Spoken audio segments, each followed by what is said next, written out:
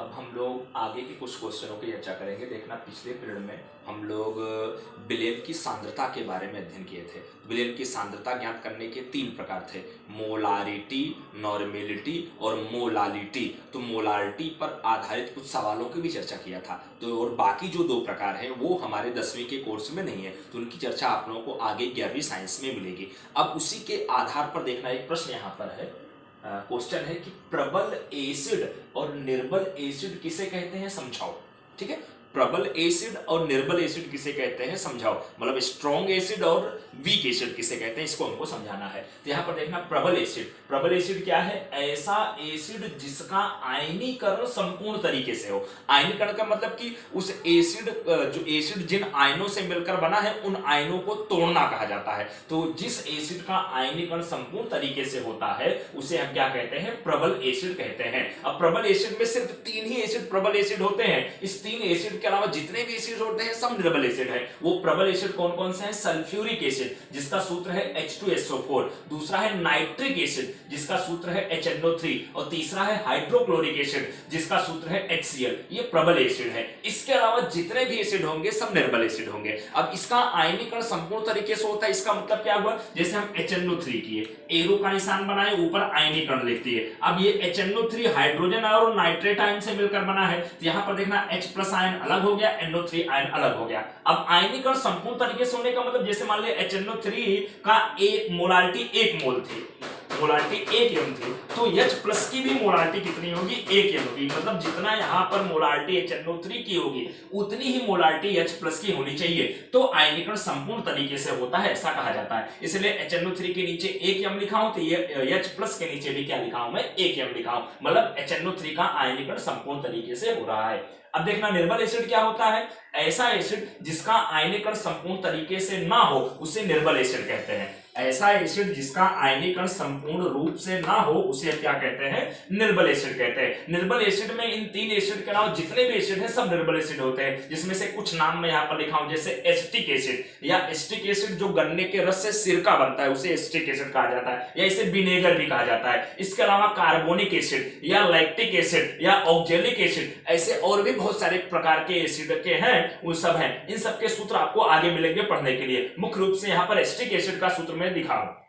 अब अगर परिभाषा के अनुसार अपने देखें, CH3COOH ये एस्टिक एसिड का सूत्र है। अब इसका जब आयनीकरण करेंगे तो H+ आयन अलग हो जाएगा, बाकी CH3COO- आयन अलग हो जाएगा। अब यहां पर देखना, अगर इसकी मोलारिटी में 1 m लिया तब H+ की जो मोलारिटी होगी वो 1 m से क्या होगी, कम होगी, मतलब आयनीकरण संपूर्ण तरीके से नहीं हो रहा है, इसलिए इसकी मोलारिटी H+ की क्या होगी, 1 m से थोड़ा सा कम आएगी, इसलिए इसको हम क्या कहते हैं, निर्बल एसिड कहते हैं। अब इसी के जैसा ही प्रश्न है, प्रबल बेस और निर्बल बेस को उदाहरण से समझाओ। जैसे प्रबल एसिड निर्बल एसिड था, वैसे प्रबल बेस और निर्बल बेस है। तो प्रबल बेस किसे कहते हैं, ऐसा बेस जिसका आयनीकरण संपूर्ण रूप से हो उसे प्रबल बेस कहते हैं। जैसे प्रबल एसिड की परिभाषा थी वैसे प्रबल बेस की परिभाषा है। और प्रबल बेस सिर्फ 2 ही है, कौन कौन है, सोडियम हाइड्रोक्साइड NaOH और पोटेशियम हाइड्रोक्साइड KOH, ये 2 प्रबल बेस के उदाहरण है। अब जैसे प्रबल बेस, तो NaOH का जब आयनीकरण करेंगे तो Na+ अलग हो जाएगा, OH- आयन अलग हो जाएगा। अब NaOH 1 m लिया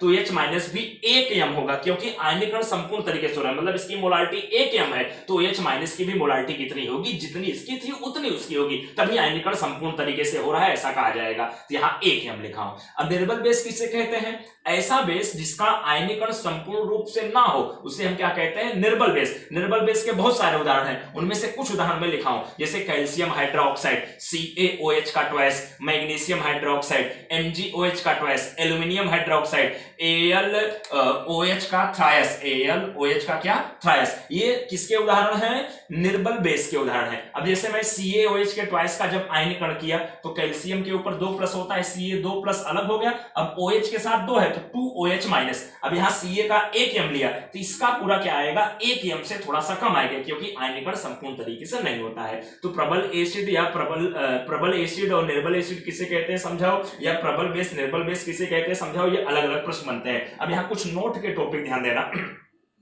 किसी भी पदार्थ में रहे एसिड या बेस की मात्रा का मापन पीएच मात्रम के आधार पर किया जाता है। एक नया वर्ड है आप लोगों के लिए, पीएच मात्रम। पीएच मात्रम क्या है, पीएच का पूरा नाम क्या होता है, पावर ऑफ हाइड्रोजन।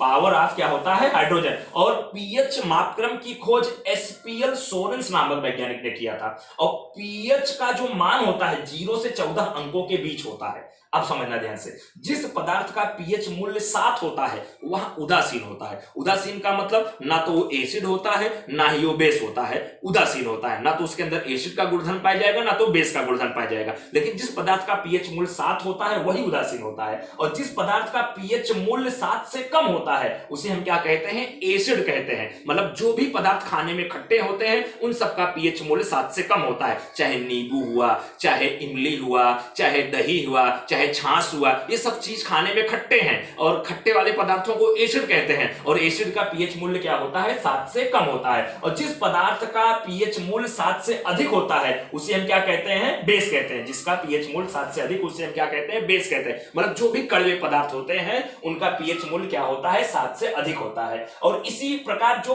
पीओएच मापक्रम भी होता है, जैसे एसिड में H+ आयन मुक्त होता है इसलिए पीएच कहा गया। अब बेस में OH- आयन मुक्त होता है इसलिए पीओएच भी कहा जाता है। अब पीओएच एसिड का उल्टा चलता है। जैसे एसिड का पीएच मूल्य 7 से कम होता है तो एसिड का पीओएच मूल्य 7 से ज्यादा होता है।